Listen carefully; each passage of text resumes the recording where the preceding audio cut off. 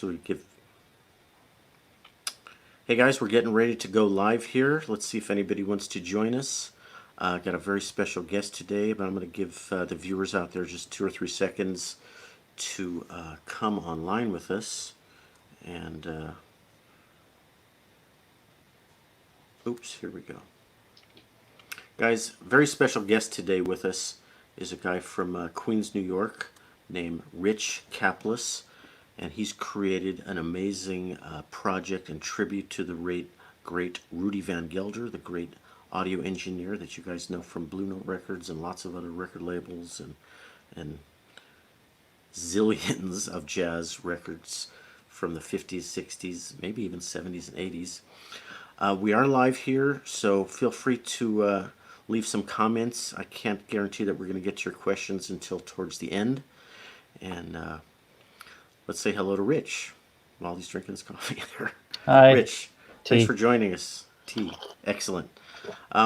So Rich I've followed on Instagram for quite a while, and he's got an amazing channel over there you guys should check out called DG Mono, and that stands for Deep Groove Mono. And some of you Blue Note fans and record fans probably know what Deep Groove refers to. Rich, that's a technical term. Tell us in 15 seconds or less what Deep Groove really means for the record collector. It doesn't mean that the grooves of the record are wider that the stylus tracks in. It means that um, in the 1950s and into the 1960s there was a indentation on the label area of the groove, and it was artifact left over from the 78 era where many of the labels were smaller. There was this indentation to make the area of the 78 label to designate that area. And then it carried over they were called dies that would hold the press in place, and they had these little indentations that put an indentation in the label. So the Deep Groove is really in the near the label. It's not the whole groove. Yeah, it's in the label area, and it doesn't affect the sound in any way But whatsoever. those pressings are more prized by collectors, I assume. They're more Just prized. It's just a cool way of signifying a vintage pressing, essentially something that was probably pressed in either the 50s or 60s.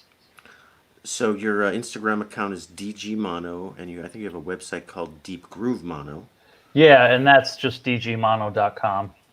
and you have I think an amazing record collection. So for those record viewers or collectors, we'll get to some of those very rare and cool Rudy Van Gelder records near the end. But at the beginning here, we want to talk about what Rich has done with Rudy Van Gelder and the legacy of Rudy Van Gelder. Most of my viewers probably know that Rudy Van Gelder is the most famous audio engineer of the jazz era, recording era, 50s, 60s, 70s maybe. But you want to tell us just a bit about why Rudy is so important in jazz history and why you were so interested in honoring him? Yeah, sure. So important to jazz history because he recorded so much great jazz in the 1950s and 60s and on into the 70s and 80s and 90s. A lot of albums that are considered classics. Um, and he's also very important to audio engineering and the history of audio engineering. And that case has been controversial. And maybe we can talk about that a little more later. But I got interested in him through my own interest as an amateur audio engineer. I got into recording. I was in bands when I was younger, and I didn't like the way that other guys that we hired were recording us. So I just learned how to record myself, and I got a Mac and Pro Tools, and I just got a bunch of books, and I just taught myself how to engineer. And then I got this book called Temples of Sound, and there was a whole chapter on Rudy in his studio, and that was super inspiring. And I didn't really get into jazz for several years, but even without being into jazz, I was just really inspired by his story. So he's recorded something like, I don't know, do you know how many hundreds of records he's been the main engineer on? That's or really hard to tell right three or now. 400? I mean, 300 or 400 class records that would be considered classics. I mean, he's recorded thousands of records. I mean, Mm-hmm. he's definitely the sessions. The sessions might get close to 10,000. I Wow. mean, but the albums themselves are definitely in the thousands. There's over there's probably 2 or 3 thousand albums. So I was looking at the Wikipedia page for Gelder Studios, Van Gelder Studios, and that's an amazing resource because it lists every session in those studios, at least Hmm. chronologically, and it's amazing that they're just back to back. And Hmm. all these great classic jazz records were mostly recorded in one day, which is kind of Yeah. unheard of in the pop rock, you know, iTunes world that we live in now, where rock stars, hang out in a studio for 6 months. What jazz musicians can get it done in one day, and I don't know how much of that is due to Rudy's organizational skills and just ability to get it done quickly. Nobody's doing versus the very low budget that these record labels had when they're not going to pay for a month of recording time. Any comment about his style and how he got things done? You'll talk about the sound, but also just his way of doing things. Is it? Sure. I mean, there's a lot to unpack with what you just said there. Sorry, So trim it down. no. I just want to. It's all very interesting stuff, and I kind of want to comment on all of it. Yeah, please. So rock, like the early Beatles records, I know were recorded in one take. They were multi-tracked, at least 2 tracks. The Beatles were. I don't think the Beatles were ever recorded by EMI to mono directly. I think there was always at least 2 tracks, but early rock would have been recorded in all the musicians in one room, and that still goes on today to some extent. But yeah, in the 70s, for Rudy anyways, he and producer Creed Taylor, he was working with exclusively for CTI Records, they got in heavy into multi-track. And then Rudy has commented that he wasn't really as big a fan of that era of the music. He didn't really feel like it had the same feel. He thought the performances were changed. And I think maybe in the 80s or 90s, he started to get back to, getting more back into doing live to 2 track as they would, or he would call it, which was all the musicians in one room, no overdubs, no multi-tracking. But what would that have been CTI when he went back to that older style? Or was he No, moving on to a different label? he was in after CTI. The studio actually closed in the late 70s. His wife died, and he took a year or 2 off. I'm not exactly sure how much time it was. But then when he came back in the 80s, I think that was when he got back into 2 track, and it was for smaller independent jazz labels that he was mostly working for at that time.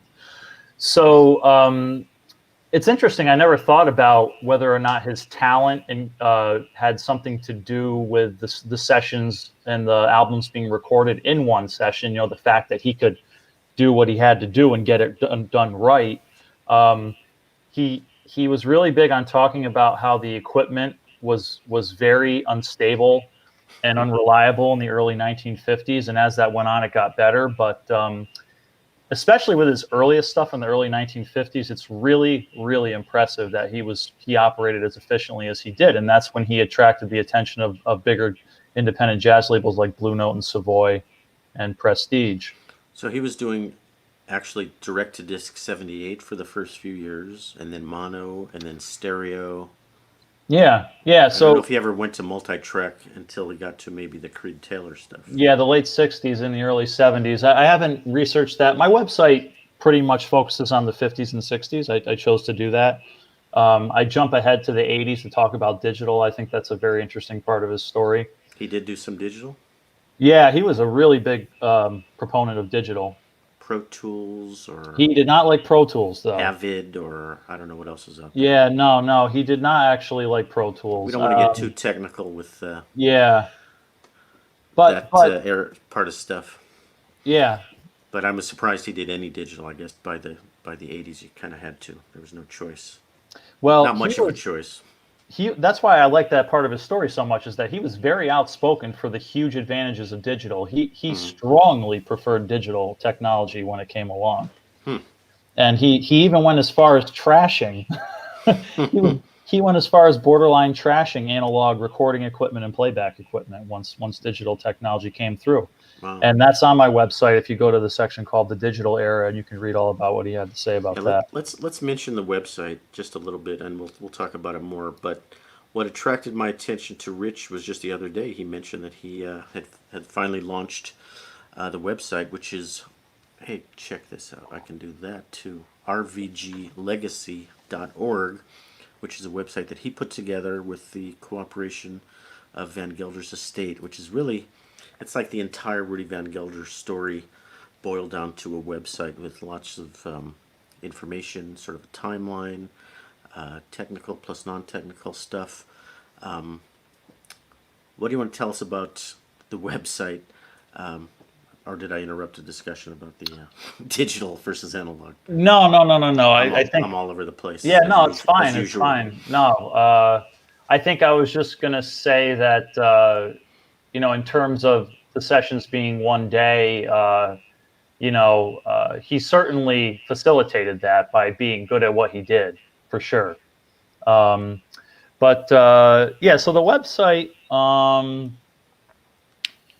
website is basically a way for me to present the material of my talk that I gave to the Audio Engineering Society, and then after that was in October of last year, 2019, and then I gave that talk again in December to a group called the Connecticut Audio Society, and then I was in the process of planning to give the talk at the National Jazz Museum in Harlem, the Audio Engineering Society's Pacific Northwest region section in Seattle, and the Van Gelder studio I was going to give the talk at also, and all this got shut down. Right. So what I did was in the spring, I decided, I actually first thought I was going to start to work on a documentary, which was probably a little naive, not having any experience with documentaries. And I figured, well, where do you start? Well, I guess you have to know what is going to be said to create some sort of a timeline for the documentary. So I wrote this narrative. I wrote 12,000 words over the course of a month or so. And then as I started to try to think, okay, well, what do you do next? I guess you create storyboards, and then I got to interview people, and I started to feel really overwhelmed with it. And I'm a little impatient as a creative person, so I pretty much got to a point at the end of July where I was like, all right, there was 1 week where I was like, okay, I got to hire somebody like a documentarian to do this. And then like a week later, I was like, okay, that's too much work. And then I was like, I'm just going to make a website. I know how to code. I know how to build websites. And I did that. That took about a month in August. So it came out of the documentary project, but still beautiful website and a great resource for people to read up on Rudy. Has anyone done a book on him? No. The closest thing that has come out that has been like a reputable source of information on Rudy is a paper written for the Columbia University Musicology Journal in 2002 by a guy named Dan Skia, who is not around, who is not with us anymore, unfortunately. But he wrote about 10, 15 pages on him. And at that time, that was a big deal. I mean, Rudy is notoriously secretive. And he's made it hard for people to write about him over the years. He didn't gift papers or archives to anybody? No, he basically donated his money to the New Jersey Audubon. He was a really big fan of birds.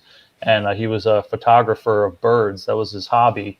Huh. So I guess almost all his money went to the New Jersey Audubon, and he left the studio to his assistant Maureen Sickler and the estate. So he had a falling out with his brother after something. Now this is a little bit of heresy. Hearsay. I don't really know this unless it's what I've heard from the studio. But apparently his brother was responsible for the tearing down of the original Hackensack home that all of these famous early recordings were made at in the 1950s. And so apparently Rudy had a really big issue with that, and he wrote his brother out of his will completely. Yikes! So he didn't have any children of his own. He did not. No. That's and Maureen Sickler, is she still doing? What is she doing with the studio now? She Yeah, just they're recording. They're focusing on recording basically, and they're really just trying to stay afloat and pay the property taxes, and they're also trying to get national landmark status for the studio. And I've been a little bit involved with that on the peripheral, and they're hoping that will lead to a preservation. What do they call that? A preservation lien, I think it's called. I know what you're referring to. Yeah. Yeah, but it'll protect it from certain. Keep people from knocking it down. Yeah, yeah, exactly. So they're working on that. I think eventually they want to work on a nonprofit, but for right now they're very, very busy with recording. And Maureen and her husband Don own a jazz music publishing company that they're also still working on. Maybe So they're very busy. Maybe I should talk to her one of these days. Now the Hackensack Good luck. House, too busy. Everyone I contact's too busy. She's also as quiet. She's also as quiet as a mouse. She doesn't want this fame and fortune of having 3 people watch her on YouTube. No. Well, I'll look her up and read her story anyway, because I would do that. I didn't know the. So you're talking about the Englewood Cliffs. So let's back up and let people know what we're talking about. For those who don't know, Hackensack, New Jersey, was actually the home that I guess was built while he was a teenager or something, or. Yeah, he grew up in Hackensack, but not in the home that he recorded in. So in 1946, his parents built a brand new home in Hackensack, New Jersey, and he moved. He actually was just coming back from college as that home was built in 1946. And he moved in with them at that time, and did his own disc recording in the late 40s and early 50s. Then he got into tape, and then the big jazz labels started coming in from New York City in around 1953. So he was recording out of his parents' home in their living room, and the home was actually built with a control room. So it was designed for him to record and to use the living room as a live room. You've got a bunch of pictures, or at least 1 or 2 pictures, so maybe I'll put that up on the screen while we're talking about Hackensack. Sure. Let's see. I gotta do 2 things at once here. Bear with me. There's the Hackensack as it was being built, I guess. Yeah. And then there's the layout, so you can see control room where he sat, and then the living room that the family used at night to watch TV, I guess, but he used it all day to record some of the greatest records that were made in that period. Yeah, that's correct. And I happen to know that one song came out of that. I don't know if any musicians paid tribute to this whole situation, but Thelonious Monk wrote a song called Hackensack, which I think had something to do with hanging out in his studio. I don't know if It did. Yeah, know it was a that tribute story. to him. Yep. So, did anybody else do any tributes or acknowledgments to him? Because the engineers usually don't get a lot of love. It's not that they don't love him, but Yeah, no, they're actually, usually in the background. somebody might be able to jump in with that, but off the top of my head, I don't think he ever actually had one song written by Teddy Charles, vibraphonist. It's on a rare Prestige album called the Prestige Jazz Quartet, which I actually have right here. Here's a comment from one of our viewers. And Enjoying what we're saying here. I'm sorry, which record is this? this is the Prestige Jazz Quartet. It's a rare record with Teddy Charles and Mal Waldron on Prestige. Is that a 10-inch? No, this is a 12-inch. I can't see It's a 12-inch LP. perspective from where I am.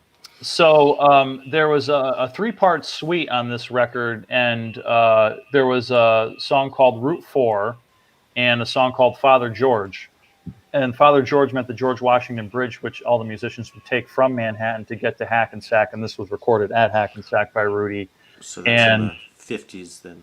Yeah, and 1957, and then Route 4, the New Jersey highway leading to Hackensack and Rudy Van Gelder's studio. So So there's another one. There might be others that I don't know of, but that's one.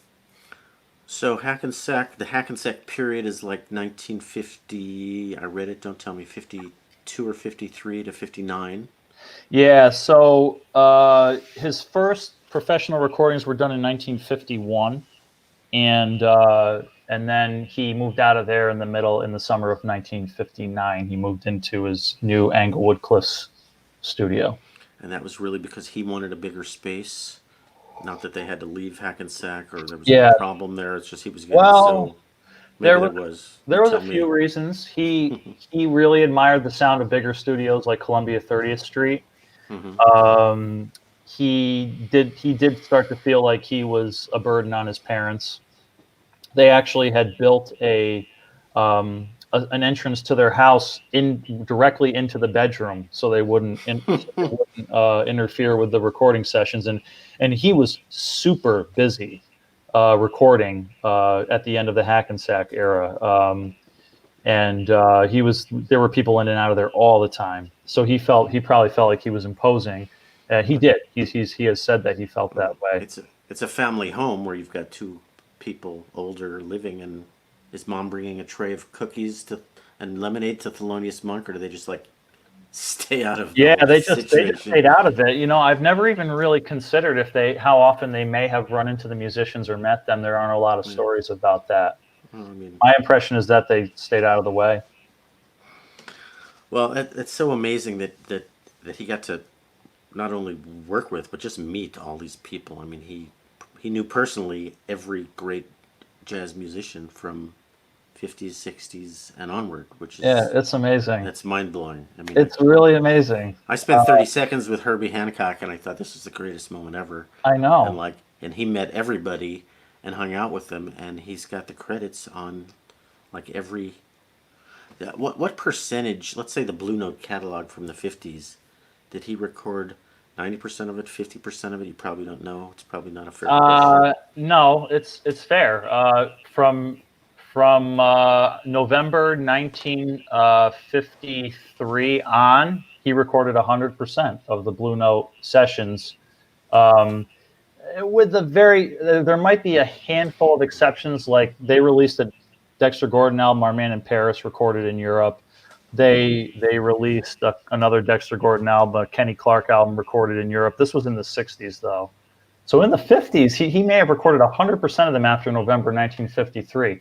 The way it happened was he recorded for a small label called Triumph that was owned by a guy named Gus Tatiris, who was a radio DJ that also went by Gus Grant. And he actually owned a label called Progressive, which has a lot of collectible jazz LPs out there. But at this time, Gus Grant was doing Triumph Records, and he recorded Gil Mallet. This was in March of 1952. So I never knew this exact story, like step by step, until I went to visit Michael Kuskuna in Connecticut, and he told me from the horse's mouth, Rudy, directly what the story was exactly. So Gus Grant recorded Gil Mallet for Triumph at Rudy's in March of 1952. And so after that, they released some 78s on the Triumph label, and then Gil Mallet was looking for another record deal. So he went to Alfred Lion. He brought Alfred Lion the 78s, most likely. Alfred Lion liked it. Apparently, he was on the fence, though, about it. He wasn't really super excited about recording in a home studio. I mean, there were almost no home studios in the whole country at that time in 1952. But eventually, Alfred and Francis Wolff went to visit Rudy, sat down, talked about recording with him. Then they went back in January of 53 with Gil Mallet, and they did a session with Gil Mallet, and they liked it, but still, sometimes Rudy tells the story like, oh, they were instantly sold and that was it. But in 1953, they recorded 6 times at WOR Studios, a radio station in Manhattan, and 6 times at Rudy's. And then finally in November 53, Blue Note just switched over and they started using Rudy permanently. So they must have liked it. I mean, it's a relaxed atmosphere, Mm-hmm. probably less expensive. Mm-hmm. Um, yeah, that's one thing about somebody's house is There's not somebody knocking on the door to get in 5 minutes later. Okay, you got to get out of here at 3 o'clock or whatever. I think he only did mostly one session a day for the most part. I'm looking at the list of. Yeah, yeah. I think he That's did not 100% two true. sometimes, but usually one. Yeah. Yeah, but one session was one album for the most part back in those Right. days. So can you tell us about Rudy's sound? Does he have a signature sound? And is the sound of the record different if it's on Prestige or Blue Note? Because if he recorded, for both of these labels, is there really a difference in what I'm hearing today that Prestige is different than Blue Note? Because Well, there's a lot of controversy on this topic too, I love controversy. and I've gotten the blessings of people like Michael Kuskuna and Maureen Sickler with my interpretation of it that's on my website. So I feel pretty confident talking about it the same way that I do on the website. So yeah, he has a sound, and he has such a sound that most people know what the Van Gelder sound is, and it's often also called the Blue Note sound because his work is so synonymous with Blue Note in the 50s and 60s. But and in some ways it should be called the Blue Note sound because Rudy was always really big on giving credit to the producers and the musicians. So when it came to crafting the sound of the records, he was always in the habit of saying, well, it's not really my sound, it's the producer's sound, it's the musician's sound. And when it came to the actual technical part of it, he would give credit to the producers. And one point I try to make on my website is that he gives Alfred Lion a lot of credit for creating what is the Van Gelder sound. Alfred Lion was very particular about how he wanted the records to sound. And Rudy, every now and then you can catch Rudy in interviews, jesting about the fact that Alfred was so particular he would give him a headache on Saturday after the Friday night after they recorded. Bob Weinstock for Prestige was, on the other hand, very relaxed. And that's how Rudy describes it. And the sessions were much more improvisational. That all being said, a lot of labels followed Blue Note's lead when it came to a lot of things, and I don't think that the sound is any exception to that. I'm not sure that the producers of the other labels, like Bob Weinstock and Ozzy Cadena from Savoy, if they would have definitely been like, I love the sound of these Blue Note records, let's try to get that sound. I think if I had to guess, and this is just speculation, it's probably more just Rudy's style. It's just coming through all these records. So when I talk about the Van Gelder sound on my website, I try to make a point to say that it did evolve and change over time. But if there wasn't any consistency to it, we wouldn't have this catchphrase, the Van Gelder sound, that we use all the time. So surely that carried through from label to label. And in my opinion, the key properties of the sound are there for every jazz label he recorded for. And what are those properties?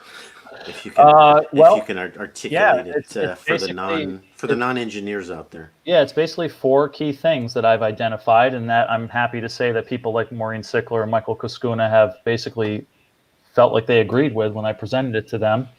So the first thing would be immediacy, which is created by using microphones very close to the instruments, and also using techniques like compression and tape saturation to give the music this very up close and upfront feel. And Michael Kuskuna has explained that probably stems a lot from the fact that Rudy loved how music sounded live. And he really liked sitting in the front row of a club and just hearing the music like really in your face. And that's one way that I argue that he was very innovative, that he brought, what I say on the website is that he brought you from sitting somewhere in the middle to the front row. And he was one of the first engineers to do that. So not even jazz, but just in general. Yes. Close miking wasn't a thing, I guess, back then. Is kind of. He didn't invent it, but he played a major role in popularizing the technique, definitely. The second thing after immediacy would be low noise. And low noise is kind of this like polite way of saying distortion. So definitely had a tendency to be like so interested in this up close upfront sound that he would overdrive the tape or his equipment to the point where you can hear if you have a critical ear, you can hear some mild distortion on his I wonder if recording. that's mostly on the drums or Oh yes, absolutely. sax. Yes, it comes through on the drums a lot, the bass a lot. So also I put forth this theory that the reason he got so much distortion, or let's say as much distortion as he did, was because he hated noise. He did not like tape hiss. He did not like vinyl surface noise. So if the vinyl surface noise and the tape hiss is down here, he was trying to get the music as high up before the brink of distortion as he possibly could, so the music was never anywhere near the noise level. So this is what we call signal to noise ratio. That's right. And I don't know if did they even have compression back then? That's another way that engineers do that. I'm going to bring on a comment here because one of our commenters is actually talking about the controversy. So kind of echoing what you're saying is the controversy is, you should never allow noise in a recording, especially an instrumental recording, and not everybody's a fan of his sound. Steve Hoffman is a famous guy that has a well-known forum on the internet. I don't know if you have a comment to what you're seeing on the screen there from one of our viewers. Yeah, sure. Rudy is not beyond criticism by any means, as no engineer is. I think I've tried to take a very unbiased approach to my interpretation of his work and his life. I know I've actually done some pretty nerdy work on researching Steve Hoffman's history of comments on Rudy in his forum. And I have semi-regular communication with Steve Hoffman directly, and actually I just emailed him last night to ask him about sharing the news of my website on his forum, and he was happy about that. And Reverb just did an article on Rudy where it had a controversial title like "What Rudy Van Gelder Did Wrong," or something about what he did wrong was right, or something like that. And a lot of people didn't like that. And in that article, they quoted Hoffman kind of trashing Rudy like many, many years ago. This would have been before Hoffman got a chance to work with Rudy's tapes in 2007 for Music Matters. So Hoffman somebody created a post on the Hoffman forum about that Reverb article where they quoted Hoffman trashing Rudy, and Hoffman didn't like that. He didn't like that they quoted him trashing him because he's a big fan of Rudy. And last night when I was emailing him and explained to him that I quoted him on the site and I put in some positive quotes of Hoffman talking about Rudy, he appreciated that, and he told me he appreciated that. So the topic of criticism and the idea of approaching perfection in recording is a very, very dense topic. And in the introduction to my section on the Van Gelder sound on the website, I talk about this theory of recording and how if you wish, you could contrast what I would call accurate recording versus colored recording. And so for whatever reason in jazz, there's this phenomenon where a lot of people think of it as, somebody said this, and I wish I could say who gave me this idea to say it this way, but if people think of jazz like classical music as high art. And so what I think happens then is that people have the expectation for jazz recordings to sound accurate, to sound as lifelike and realistic as possible. That is not the case in other genres of music. Almost immediately, rock music became this thing where it was the intention was to manipulate the sounds and make them sound different and abstract them from the way they sounded in real life. Well, Rudy was one of the first engineers, period, to use abstraction, the idea of abstraction in recording. And so he was one of the first engineers to really approach recording with this idea of making the sounds, altering the sounds and manipulating them in a way different than what they would sound, and better in his mind and in the musicians and producers' minds who worked with him, he was better trying than they to would in real life. he was trying to make a record that sounded great, but he was not considering himself an artist the way George Martin says, for the Beatles, that the studio is my instrument and the tape deck is an instrument. So he was really trying to record what the musicians were doing, but sonically, he just wanted to push it, to sound the way he wanted to sound it, if that's a fair statement. Well, he actually was very particular later on about considering himself as an artist. Mm-hmm. And that's actually a really big part of my thesis. Give me an example of the records that point that out later in the career, in the CTI, or what? Well, I'm just saying in interviews, that's what he said. Okay, so an artist, but within the realm of the engineering. Of course. Yeah. So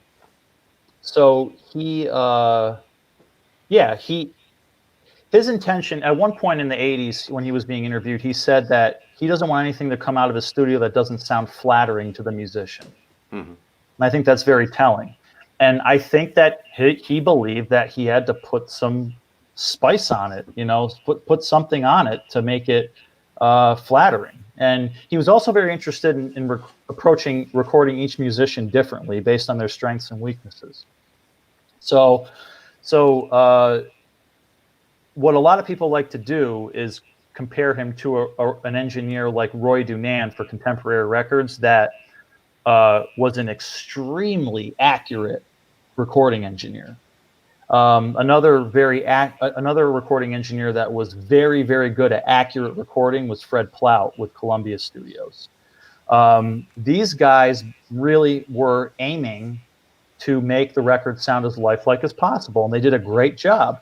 I think what happens is that a lot of people assume that Rudy was falling short or failing or something because his recordings sound more caricatured, and that's not the case. That was his intention all along. But let me get back. I just want to also make sure I finish up with my list of 4 bullets with the Hank Elder sound. So immediacy, low noise, sound stage, a big sound stage. Okay. So he, more often than not always, but more often than not, he wanted the records to sound like they were being recorded in a big space. He wanted his records to sound like the musicians were playing in a big space, whether they were or not.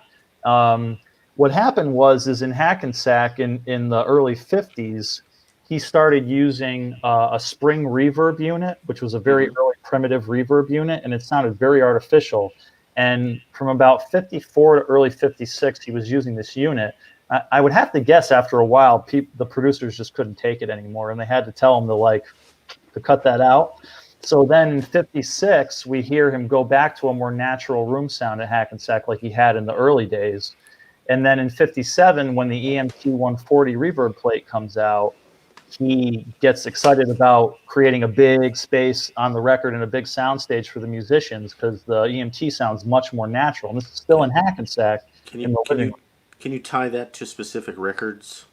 Since I have more record listeners than engineers out there. Sure. So early 50s. So by fall of 1957, you can definitely hear the effects of the 140 clearly. And one of the best cases of that is Blue Train. Mm-hmm. John Coltrane's only record for Blue Note.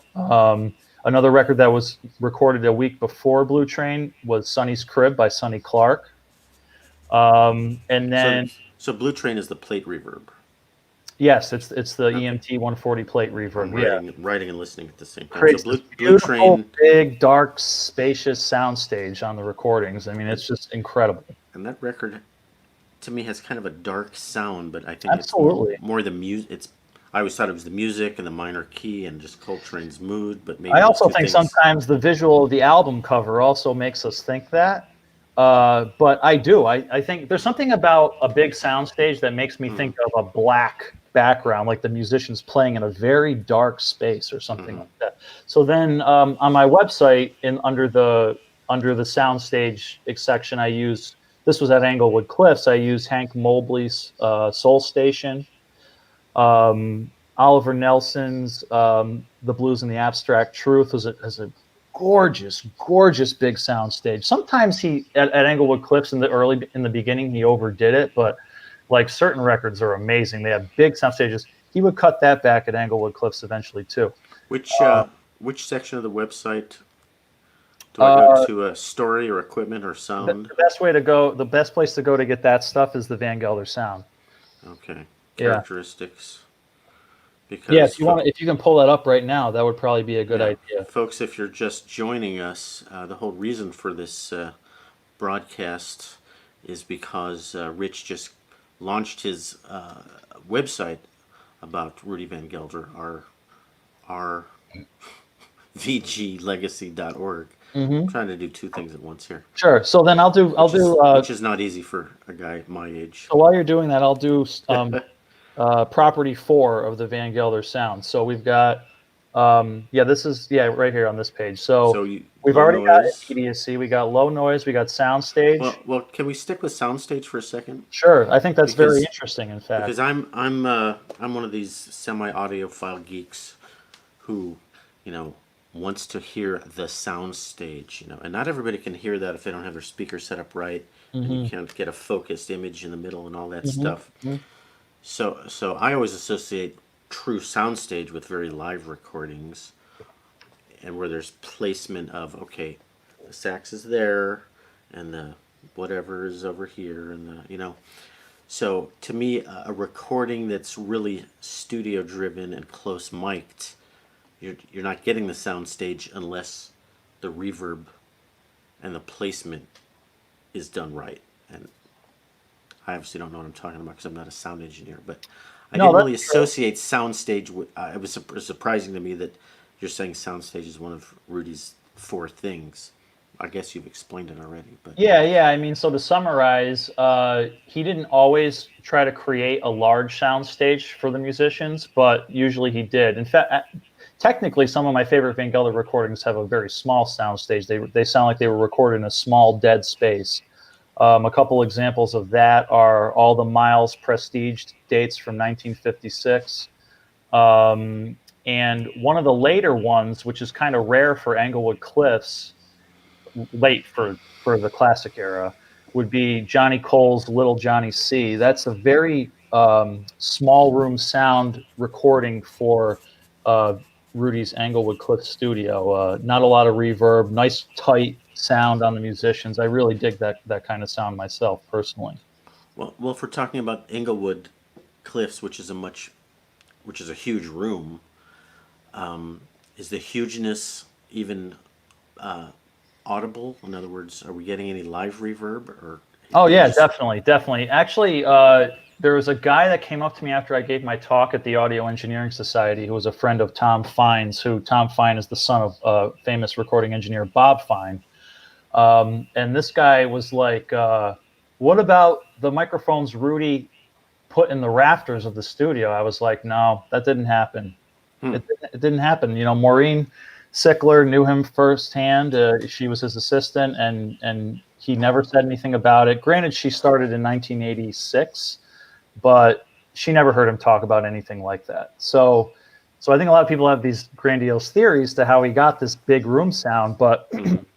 certainly it had a lot to do with the EMT 140 reverb plates that he Mm-hmm. had at Englewood Cliffs, but also it was just the natural process of the microphones picking up the reverberations of the room. And even though he was using close miking and the mics were close on the instruments, he was still picking up a lot of that room sound because it was so big. I'm going to pick up a picture of the vastness of the room while we're talking about it here. And So the teacher in me definitely wants to get back to property 4 at some point of the Van Gelder sounds. thanks for keeping us on track because I have a nonlinear mind because I drink too much coffee, and so there's the looking up into the roof of Inglewood Cliffs. Yeah, But now I have to go back. So that's a tell us beautiful about. photo taken by my friend Atane Ofiaja. Thank you, Otane. Thanks for letting you use it. So you've spent time in Inglewood Cliffs, obviously. Yeah. But let's keep you on track to quality number 4. Let's see if I can pull that up on characteristic number 4. Yeah, it's at the bottom of the page. I saw piano. So we've got immediacy, low noise, sound stage, usually large, and the piano sound. So the piano sound is so distinctive for Rudy, and he had a sound for pretty much every instrument, but the piano sound is so distinctive that it really deserves its own number in terms of properties. His piano sound, in addition to the fact that he would push the equipment so hard to the brink of distortion, we'll say, his piano sound is also a very controversial component of his sound, the sound of his record. So, Maureen, his assistant, claims that he did not compress the piano. I'm not 110% sure that that's accurate. To me, it sounds pretty compressed. I mean, it could just be the result of having the mics really, really close to the. Sorry, I'm not a musician. Is it called the fretboard of the piano? What's that called? The soundboard where the strings are? Yeah. The keyboard. Yeah. The soundboard. Soundboard. Yeah. So I don't know if that's right either, but I know pianos don't have frets like guitars do. So I just officially exposed myself as being completely ignorant of many things. I have a lot of guitars. I know what a fret is, but right, that wouldn't be called soundboard. Right, it wouldn't be called a fretboard. Right. So, anyways, I don't know if the result of that piano sound. It probably did have a lot to do with how close he had the piano to the mic to the piano, but one has to speculate that it had something to do with compression and equalization as well, although Maureen doesn't seem to think that he did that much with piano. So whatever way it happened, it's a very dark, I call it dense and thick on the website, and the catchphrase the critics use is boxy. It just makes the piano sound kind of small and in its own little space on the recording. Now, it's interesting because personally, I feel like that's an objective view of that sound. I do think it's compromised. Mm-hmm. It's not my favorite part of his sound. It depends on the context, though. Like in certain contexts, number one, it doesn't always sound that boxy. It sounds like it's more open on trio records, for example, like this Sonny Clark record right here. I think actually it sounds a little less boxy. Let's see. Pull that up so I can see it. Yeah, I think it's Sonny. It's right. Bump. Yeah, I see it. That's just I haven't heard that record. I don't know it. Oh, I see. I have one Sonny Clark on LP. So that one. So yeah, so sometimes it didn't sound that boxy. It sounded more open, and other times it just, in the context of the music, I think it sounds good. But yeah, it was. I don't personally feel that it was ideal, but we have to think about the fact that all these musicians and producers must have liked it. I mean, maybe the musicians didn't have as much of a say, but at the very least, the producers dug it. Now, in my experience, I feel like musicians aren't really super analytical when it comes to sonics and detail in recordings. That's not, of course, that's not true across the board. But I would agree that most musicians, they don't necessarily have good stereos. They play music live all the time, so to them it's like recording. Right. This is live. I don't care what you do over there in that little LP thing. But at the very least, yeah. At the very least, the producers had to like that sound, and that must have been the sound Alfred Lion wanted. I mean, the other thing that could have happened is that he could have been so obsessed with the noise thing and leakage from other microphones that it might have been his prerogative to put the piano mic that close to the piano to avoid the leakage from the other instruments, which also compromises the recording in other ways. How much? I don't know. I mean, Roy Dunand doesn't sound like he used super close miking on the piano like Rudy did, and I don't hear a lot of artifacts of leakage on his recordings. His recordings sound gorgeous. Well, a lot of the big piano records, like Bill Evans and stuff, I don't think was Rudy involved in any of those. No, and Bill Evans was very polite about his preference for other recording studios and other recording engineers. He wasn't as opinionated about that preference as Charles Mingus, as most people who are big jazz fans of Rudy Van Gelder know about Mingus trashing him in Downbeat magazine in 1960. Mingus trashed Rudy? Yeah, and well, Didn't know that. yeah, yeah. In a downbeat blindfold test that Mingus gave in 1960, he, which by the way, he got a lot of stuff wrong that I was quite surprised by. And in contrast, when Rudy did his blindfold test in 1956, he got almost everything right. Hmm. But anyways, that's a side point. It was So like guessing who the artist is. yeah, yeah, Oh, like Leonard Feather would name play. that tune. I think it was Leonard Feather. Yeah, exactly. So in the process of doing that, um, the interviewer put on a Rudy record, Dizzy Reese, Starbright, and played the Rake. And first of all, Mingus couldn't recognize. He thought Art Taylor was Art Blakey, which I thought was kind of funny. But because Art Blakey has such a recognizable sound to me. But anyways, eventually he said, like, that recording, something like that recording sounds like it was recorded by Rudy Van Gelder. I can't record with him. He changes people's sounds, and people often cite that quote. Hadn't heard that. I didn't know there was so much controversy He is going a on. very Rudy Van Gelder is a very controversial. I want to show some more comments from our folks that are watching now. But what was I going to say before that? Oh, piano. I don't know if okay. He didn't do Bill Evans, and just a lot of the great piano players weren't really, I guess, working with him. I mean, Blue Note has its share of good piano players, but nothing at the level of Bill Evans, Monk, that that type of stuff. Monk recorded a lot with Rudy, actually. Um, on other labels, you mean like Prestige and stuff?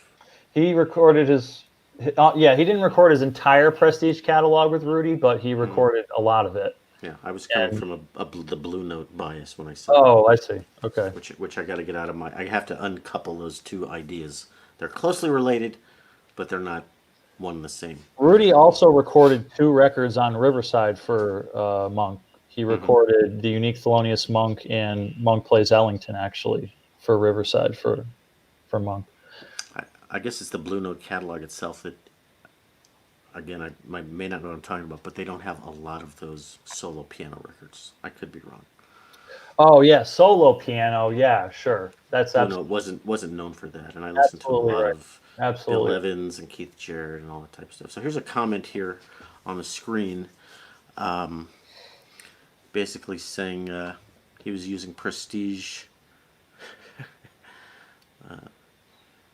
See what you make of that. I can see the comments. Yeah. Oh, can you see them that's another fun fact about Prestige and Bob Weinstock, that Lyon was so picky. We touched on that a little earlier, that Alfred Lyon was very, very particular about what he wanted. So Rudy didn't experiment much with Alfred Lyon for Blue Note, but he did with producers like Bob Weinstock for Prestige.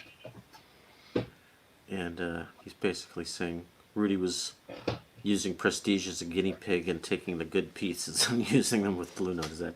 Sure. Does that ring true? I think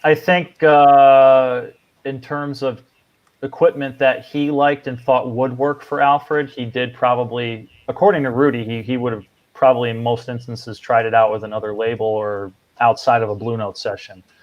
But at the same time, Rudy emphasizes how much the producers were in control of the sound of the records. Although, of course, Rudy put his own, stamp on it. But I just want to emphasize how much Rudy has stressed that how particular Alfred Lyon was about the sound of the Blue Note records.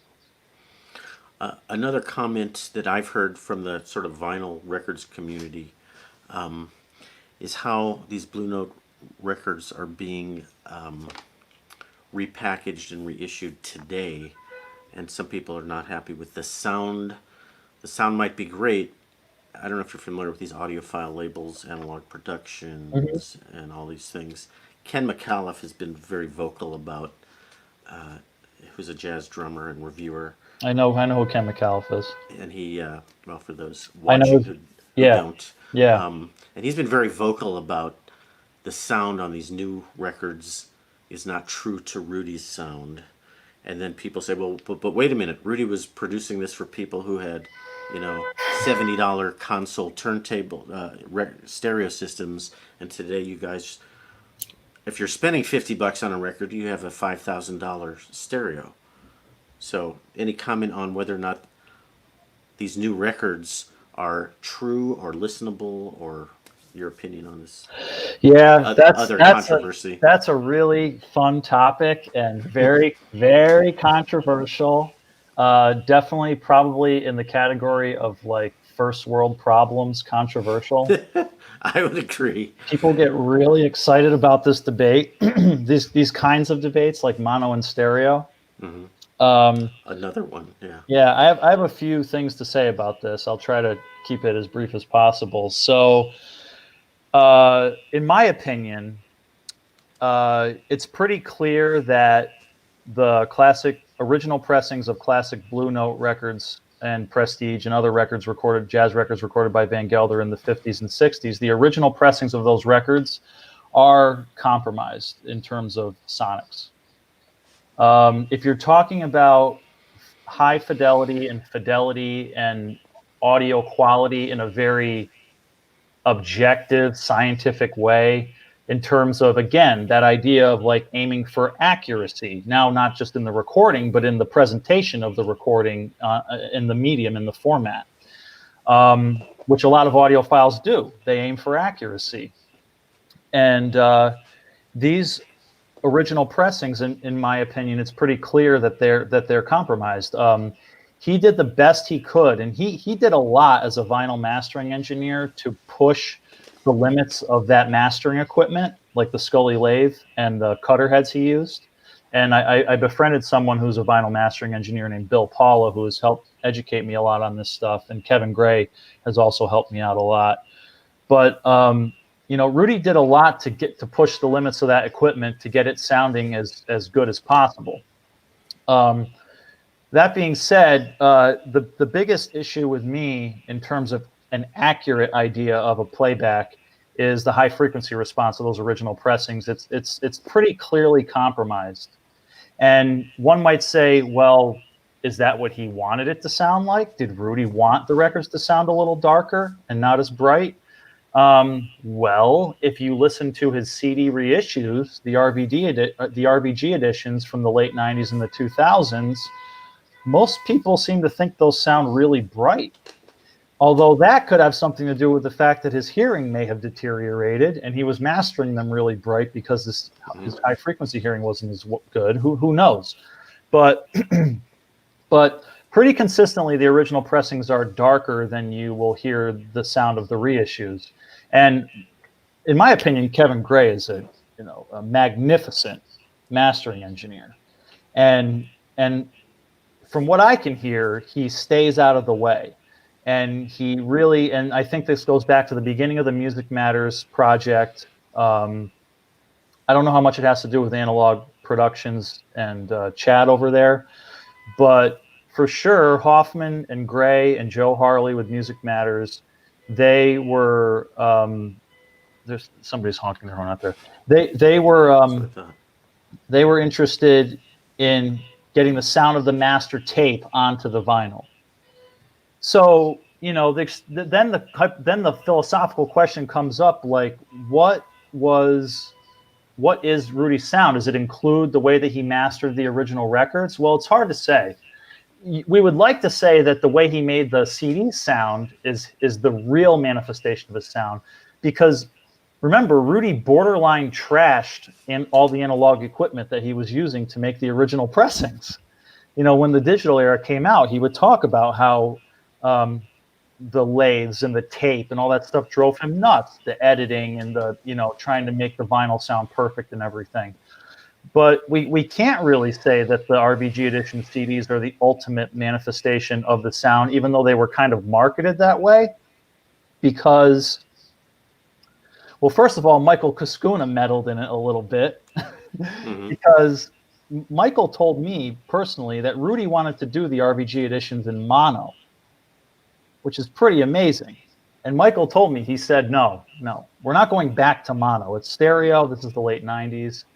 So they ended up with the earliest RVG edition CDs, this like stereo blob, not this wide stereo, like if you just let the master tape run, hard left, hard right, like you would hear the instrument spread like that. And a lot of people didn't like that stereo blob that he and Michael compromised on for the early RVG edition CDs. So as you hear the RVG edition CDs over time, they spread out more.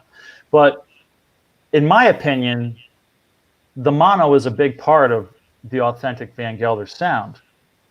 And so me personally, I don't really feel like the ultimate manifestation of Rudy's presentation of the music has really often been done justice yet. I really think that the best representation of that would be something like what Music Matters did, but in mono. Classic Records came pretty close in the early 2000s with their program because they were doing all mono, but they didn't sell as well because they were marketing to audiophiles, and there's this stereotypical preference of audiophiles for stereo and collectors for mono. So that's an earful. So yeah, so I mean, there are Music Matters pressings that I think sound magnificent, mastered by Kevin Gray. I could go into really nerdy details about the pressing plant that Music Matters used, RTI, and how I prefer QRP, and I'm not going to get into Maybe that. we don't.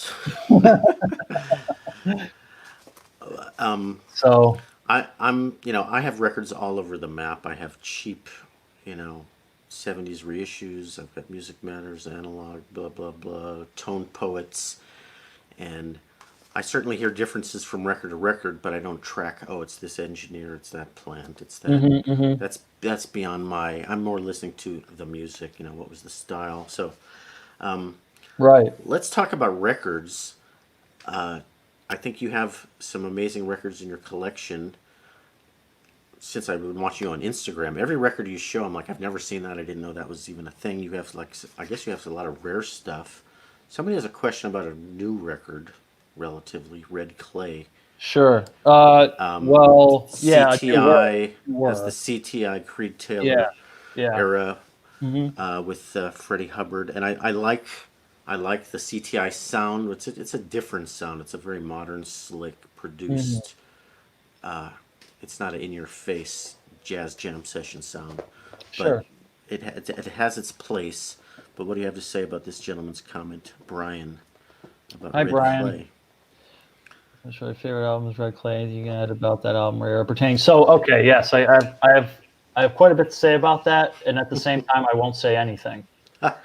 So, what I mean by that is the 70s era is my least favorite era of Van Gelder's, and it has a lot to do with the style of the jazz that Creed Taylor was producing for CTI at that time. I totally get why people like it and dig it, but it's not my thing. So long as this project was going to be pro bono, I sort of made a rule to just write about the eras of his work that I enjoyed. So I kind of left that out. Now I've actually petitioned some people who are bigger fans of the 70s era and who are more interested in that history of that era to fill in that gap on my website, one of them being Tom Fine. The other one being my assistant, Tommaso Gambini, my research partner, I should say. You have an assistant? Wow. My partner. He's more my partner. Give me some coffee, somebody? Okay. Yeah, no, assistant is totally the wrong word. I get it. Research, not... Yeah, but in the sense that I wrote the narrative and he helped out a lot. Right. So I want to fill in that gap at some point and talk about the multi-track and the isolation booths and all that stuff. Rudy loved Creed Taylor. I get the impression that Rudy may have liked working with him more than any other producer. They were about the same age, so that I think maybe also they had a kinship based on that. Maureen Sickler seems to, speak highly of their relationship. So I think it's very interesting. It's just that I haven't had my own personal motivation to explore that era as much. Creed Taylor, for those who don't know, CTI was his sort of nearly last record label, but he was also very big with Impulse, right? He did a lot of Coltrane stuff.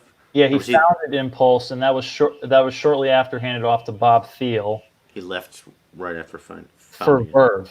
Yeah. Right. Verve. So he started out in the very beginning with Bethlehem, and I actually just learned that recently through Mark Meyer's interview of Creed Taylor on jazzwax.com.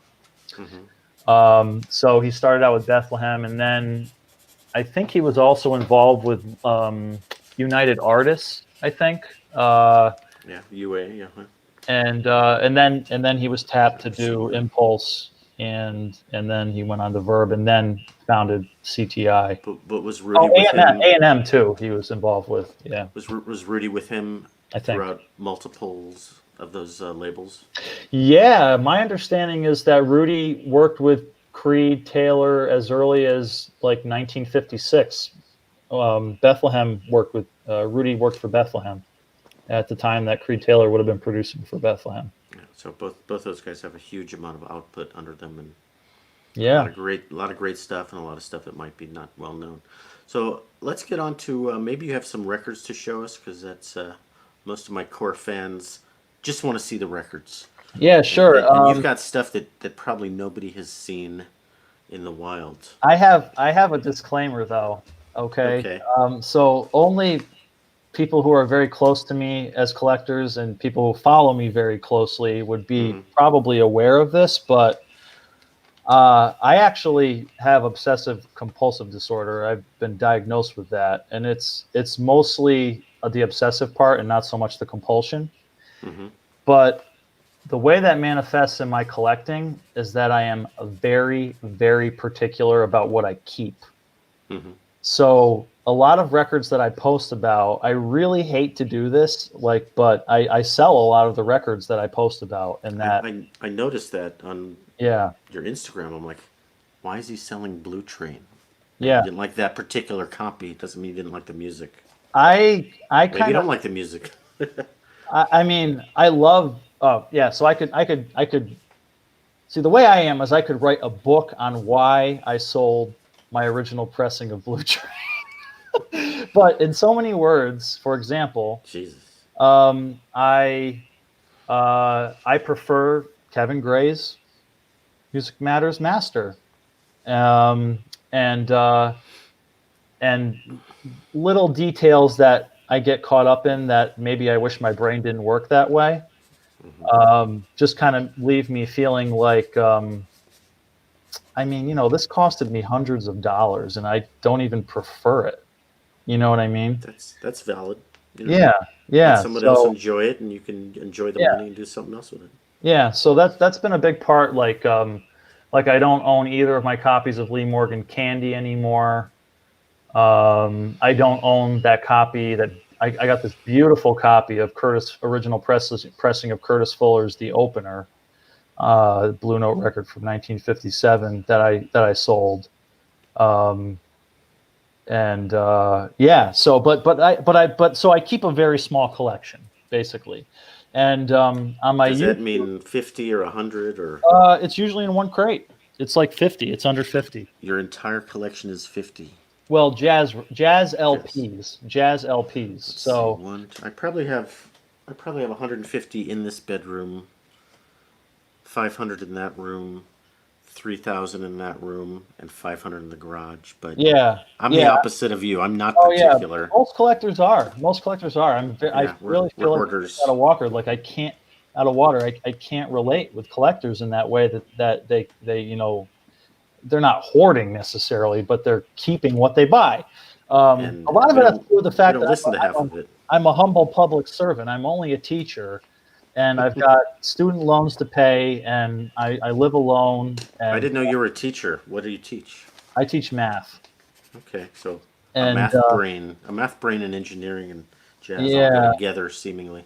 But I really can't afford to be a vintage jazz record collector. I really can't, and I really only end up, I always consider, okay, maybe this record costed $300 or something. Maybe I'll really be into it and I'll really be happy with it. And it seems like everything in my crate is like border tops $200 for a single piece. Well, I've never paid more than 50 for a record.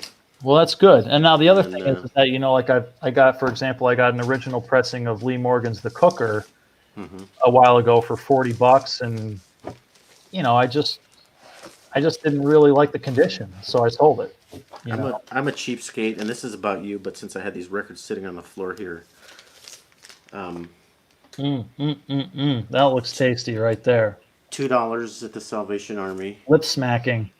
$2 at some other thrift store, but not in great shape. This one is highly listenable, Whew. and it's like a jazz collector died, and I walked in there the second they put his stuff out because I got 20 records that day. That being the so I go to the Goodwill and the Salvation Army I'm way still too waiting. much. Yeah, I'm still waiting for those days for me to come where someone calls me up and says they have this collection or something. And I had a guy I got in touch with from New Jersey who had a bunch of original pressing Blue Notes, and he just kept stringing me along, and I just gave up on it after a while. Anyways, so I mean, if I show you stuff, it's not like League Morgan's candy or anything like that. I mean, Well, the stuff I've seen on your Instagram is kind of unusual stuff. yeah. Well, listen. Actually, give me a half a second to run. No, I don't have to run. It's right here. Here we go. Okay. Let me start with this, which I actually We'll talk amongst ourselves. Let me start with this record that I got. No, I don't actually. I don't have to. Yeah, I don't have to run away. I just realized it was right next to me. Whatever you want. So, Just keep this thing under 3 hours if we're lucky. so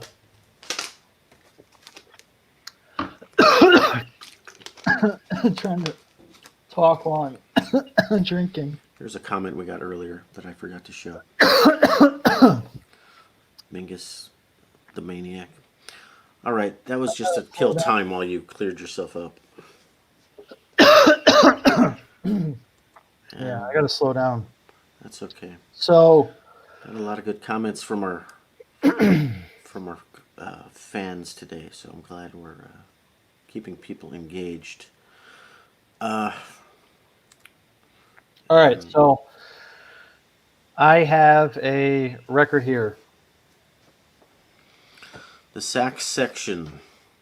Yeah, Coleman Hawkins. I'll do the blow up for a second. Coleman Hawkins. So I got this last weekend from Academy Records in Brooklyn, and this isn't really my favorite style of jazz. It's fairly swingy, and it's not really my favorite style of stereo recording, but historically it's very important and interesting because it is it's the first stereo record Rudy cut. So he would have cut this in the middle of 1958, and whereas the first Blue Note stereo LPs would have come out in the spring of 1959. So he had been recording stereo for Blue Note before he'd made this record for Worldwide, which was an imprint of Savoy. And so basically he made this for Savoy, for Savoy producer Ozzy Cadena. But even though he had been recording stereo for Blue Note, he put this he recorded this record, and Worldwide put this out first. So he was recording the tape in stereo for Blue Note since 1957. But the very first time he cut a stereo master lacquer disc was for this record. So interesting nerdy story that I'm not going to bore you with the details. Him and a really great recording engineer called Ray Narma, who designed a mixing console for him, who invented the Fairchild 660 compressor, which is a big thing that the Beatles used. This engineer participated in designing one of the first stereo cutter heads. So it turned out that the Western Electric stereo cutter head became the industry standard, but Rudy was involved in the testing of that Fairchild stereo cutter head in 1958, and he undoubtedly made this record with that Fairchild stereo cutter head. So yeah, I just found this recently, and I had been looking for it, so now that's part of my Rudy collection. So Blue Note had no stereo, didn't release any stereo till 58 or 59? 1959. May 1959 is what the release records. But the rest of the record industry started stereo, I don't know the year, 55 or something like that. Yeah, I mean it goes way back. I mean, there's a guy on online who really focuses on binaural stereo, where they were releasing commercial stereo tapes in the mid '50s. Um, Tom Dowd was recording stereo for Atlantic with Rudy at Hackensack actually in 1956, and Atlantic was pretty early with stereo in like '57, I think. And early on, there were these records. They were made on a label called Cook. The engineer, his last name was Cook. His first name escapes me, but these were binaural stereo records that required a special stylus with two cartridges to track the groove. You know, one groove was for the left channel, and one groove was for the right channel. That was in the mid '50s. Well, So I was kind of getting to, do people even have stereo equipment by yeah, this time? Because, LPs started coming out in 49, 50, and 78s were still being made, the early 50s. right. And LPs came out as mono systems, and then 3 or 4 years later, you had to go, oh, I got to replace it with a stereo system. So, Right, right. Yeah, and I talk about that on my website too, on the Rudy website about mono and stereo, and how Blue Note really didn't fully buy into the stereo experiment until like 1962. that late, huh? Yeah, they were always releasing the mono versions of the LPs first, and the stereo would occasionally lag several months behind the mono if it came out at all, until 1962 when they started releasing everything in mono and stereo at the same time. So yeah, so that's a pretty cool historical artifact, that Coleman Hawkins record, and How does it sound if it's his first try? yeah, so that's the other thing is that like for Blue Note right off the bat, he was doing this close mic stereo where it's like wide, it's like very hard separation. So if you listen to one of the reissues with the hard panning, you know the uh, the bass will be, well, let me see if I can do this. It might look weird to the viewer, but early Rudy's earliest stereo had the piano in the center. It had the bass and the drums on the right, I think. I see. I wrote about this, and now I can't even remember. And then the horns and the sax and the trumpet were on the left, and everything had its own sort of distinct space. This worldwide Coleman Hawkins record, though, it's recorded more in the binaural. It at least sounds like it was recorded binaurally, which means if it wasn't recorded this way, it sounds like it was just recorded with two microphones in the room. And one mic was on one side of the room, and the other mic was on the other side of the room, and then it picked up the sound in a more stereophonic fashion. And that's a very different stereo presentation, where it's much more cohesive, and it just sounds more like mono, frankly. And the instruments don't necessarily have these very distinct positions like you hear on Blue Note stereo. To me, binaural, I thought meant you're supposed to listen on headphones. Is that not really correct? Yeah. So as far as I know, the history of the etymology of those words is monaural and binaural. So binaural, I think, primarily before stereo was a word that people used. Binaural referred to the way humans and animals hear. Okay. They hear binaurally. So I mean, I guess That's how I has hear. something to do with headphones. They have like binaural microphones now that are shaped like human heads. Right. And they're intended to like have the microphone pick up sound like a human ear would. People who are selling binaural records claim to get the effect you should listen with headphones. Oh, I see. And then it comes into your head somehow. Anyway, how about another record to show if you want to? Yeah, well, sure. I wish I had this record, but it's on its way to me. I recently won this. If you want to bring up the website, though, I can show you the label. On the RVG website? Yeah, my RVG Oh, website. wait a So second. It's It's there. I just gotta click the button. Which page do I need to get If to? you go to Hackensack and then go to early professional recordings.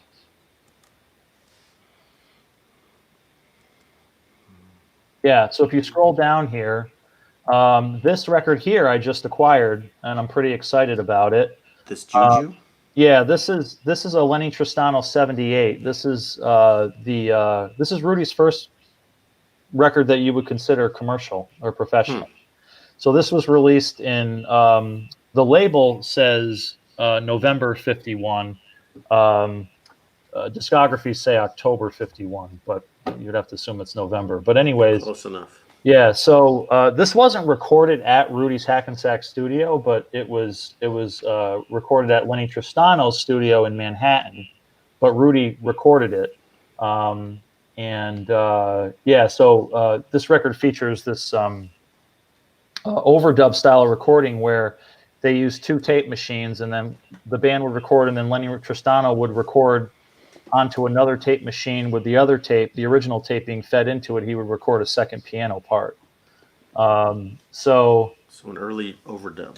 Yeah, and this is a 78. This is not an LP, and and it has his name on it. It says Rudy Van Gelder, engineer, and this is perhaps the first ever record where a recording engineer was credited. And you purchased one that you'll take possession of any minute. Yeah. I won it in an auction, a mail order auction out of Texas.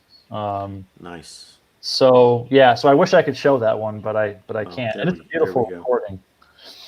I can hit the play button and it might come through. It might not. Give me a second. Yeah. Otherwise, can you hear that? I cannot myself.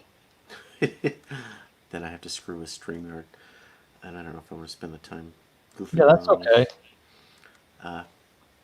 It can be done, but let's not waste time on that. Yeah, with Roy Haynes on drums, who just turned, what is he, 95, 96? Okay, any records to show that you have in your possession?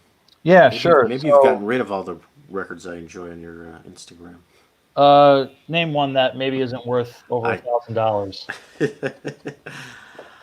When I see them, I'm like, wow, that's amazing. That's rare. I've never seen that before. And okay, you don't have them anymore. I can't think of any. I might have some of them here. So I certainly can't remember them. For example,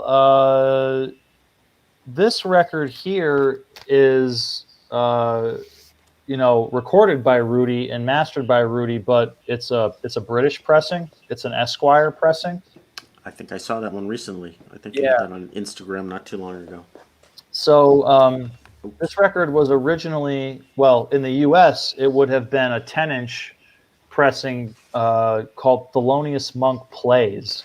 And it would have been a Prestige 10-inch. And the majority of that program would have eventually, later on in the 50s, made it to the Prestige LP, Thelonious Monk and Sonny Rollins. But this is the British pressing, and it was more likely to fly under the radar and be cheaper than the U.S. pressing, and that's kind of why I sought it out. And it actually has the exact same. It uses the same metal work to create the vinyl record as the original U.S. pressing. So in the right light, you can see the same etchings in the dead wax as you would on the original U.S. pressing. So it's kind of like a best kept secret as long as people like me don't keep talking about it. I'm writing this down. Esquire Records. Jazz collecting, that Esquire British pressings use the same metalwork as original U.S. pressings for Prestige, and so that means they had to ship the masters overseas, and they made it there and back properly. Right, or he made two at risky the same time, and the etchings look exactly the same. I haven't really compared them, verbatim.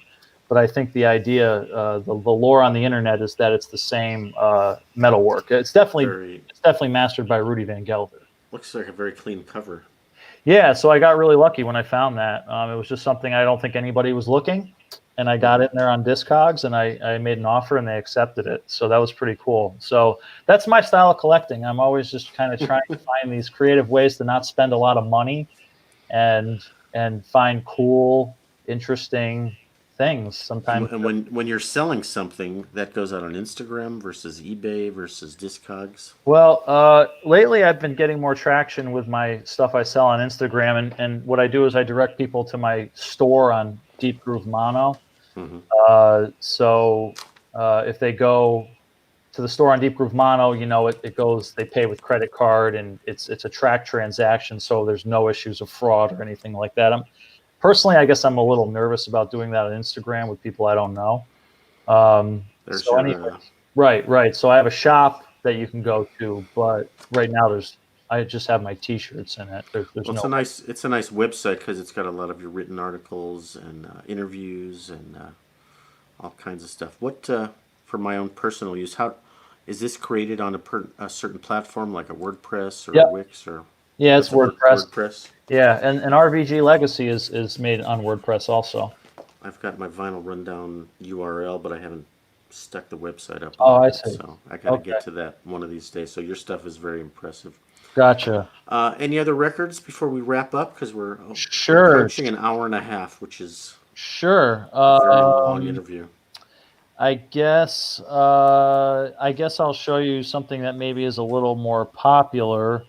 This is not an original pressing, but it's a Liberty pressing that uses the original Rudy Van Gelder mastering.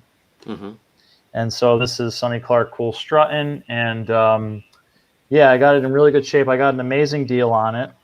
It was these kind of things, the truth is I'm very frugal. I generally don't buy records if they cost what they're worth. It's a good way to be. That's how I am. So I'm, and on that note, I usually prefer to buy from collectors as opposed to buying from dealers. I feel like collectors are more likely to give you a reasonable price. And so what that means is that, in my opinion, I guess what a record's worth on the market, in my opinion, is not a reasonable price. I mean, so that's why I usually wait for collectors to offer their stuff up, and say, okay, hey, I own this, I know you, you know me. But yeah, so this is a Liberty label. This is a really clean copy, and yeah, it doesn't say West 63rd Street on the label. It says a division of Liberty Records, which is a dead giveaway that it's not an original pressing. Hmm. But personally, what I found is that not only are the original pressings a lot more expensive, they're less likely to be in really good condition for a couple reasons. One being that a few reasons. One being that the equipment in the late 50s was inferior to the equipment in the late 60s. So a lot of people were grinding away at their records with their needles in the late 50s, and they weren't doing that in the late 60s. Right. Another reason would be that it's escaping me right now. I find that they're generally in better condition. They're cheaper, of course. The second pressings are cheaper. But also, I have this other theory that maybe because this record came out in around 1965, 66, at that time it might have been considered dated music. So whoever bought it probably didn't listen to it that much. Whoever bought the original pressing in 1958, they probably were playing it a lot and more excited about getting it. So yeah, I find that those first pressings are really hard to find in good condition. Well, some of them are, into the thousands if you're talking about the original stuff. But that particular record, have I seen that re-released lately? Was it a Tone Poet or a Blue Note 80th anniversary or something? I could have sworn I saw that record a lot lately. I'm sure. I mean, it's been issued hundreds of times, I'm sure. I don't think it was a Tone Poet as far as I know, but it was. I'm sure it was in the 70th and 80th issue reissue programs that they did the more economical consumer friendly reissues on, which I've actually been thinking I might want to try to get into collecting those a little more lately. I've been personally leaning more towards doing reissue collecting again. I really love the Japanese pressings. I love the Toshiba EMI stuff. The covers are beautiful. They're very, very quiet pressings.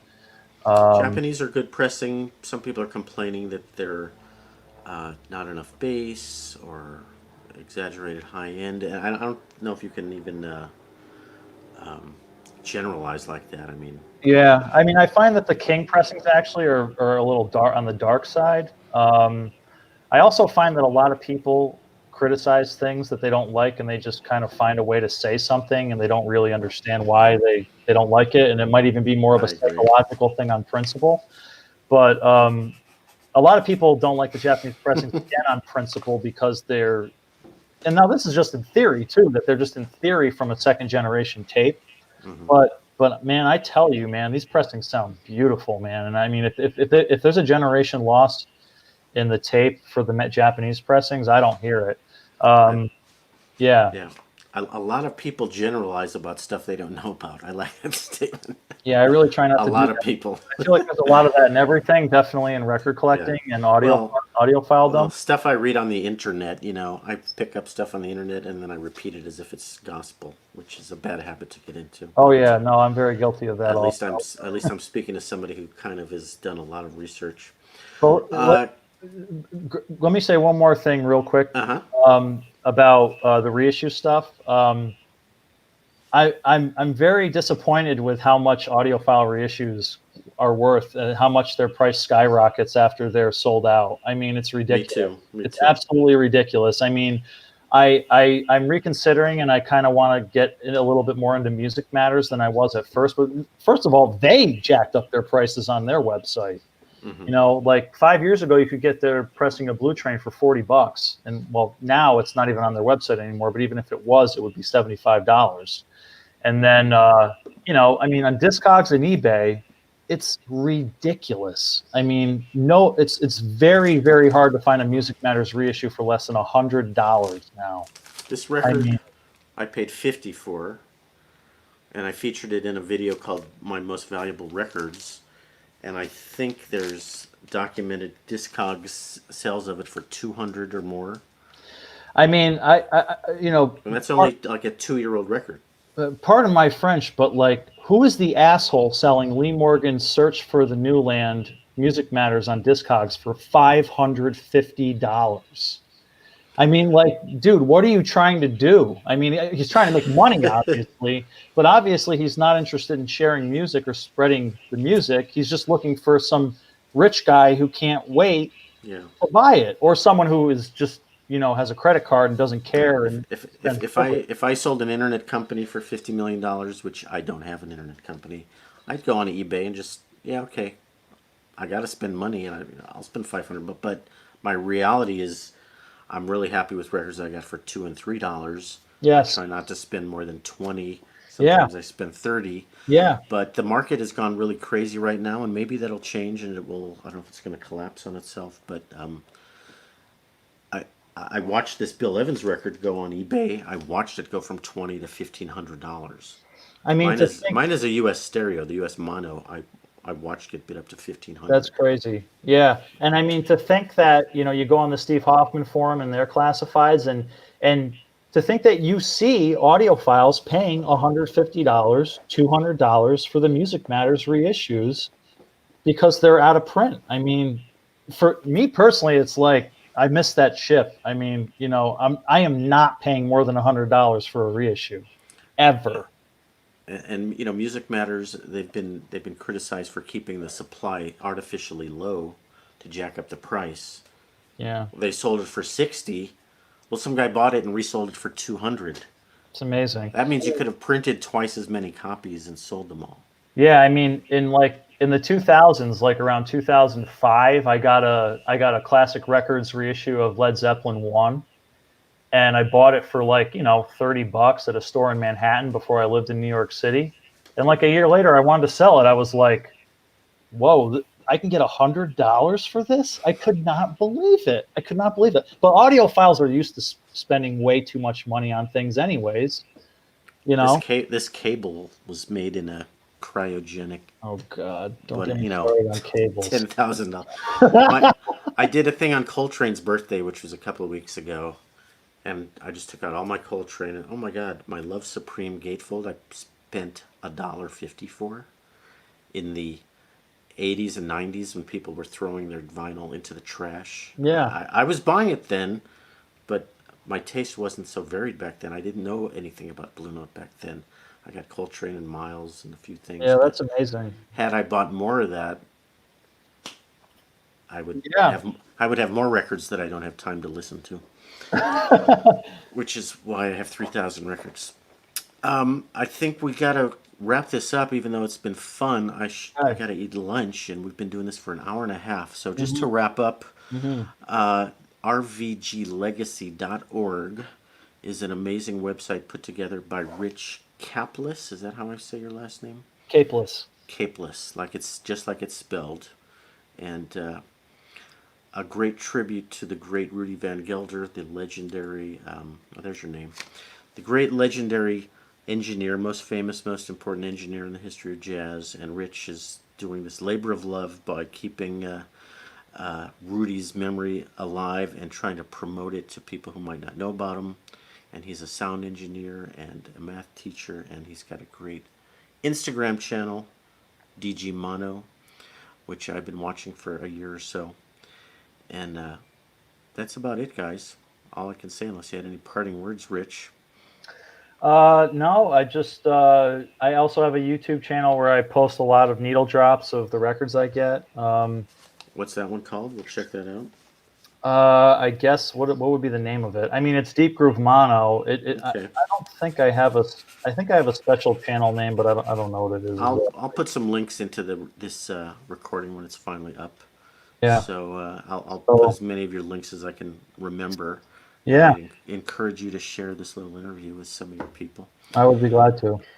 So great talking to you, Rich. You're a wealth of knowledge Well, Greg. about everything relating to engineering and Rudy Van Gelder. So I, let's wrap it up and say so long to everybody. So Okay. I'm going to sign off live. Thanks, guys, and that's the end